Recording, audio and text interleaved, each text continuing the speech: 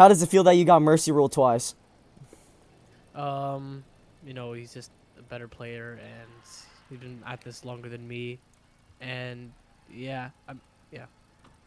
What is something that you think you could do to maybe improve for season 2 if you come back?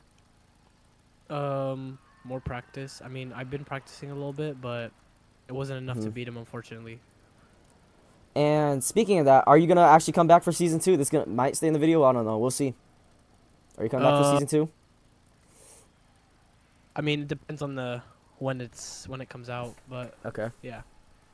How does it feel to be basically the first team in history to have 0 wins for the whole season? Not great because yeah, that's not good. What did you think that you could have just done better this season? um, just play better, work on Hmm. my aerials and positioning. Okay. Thank you. Yep.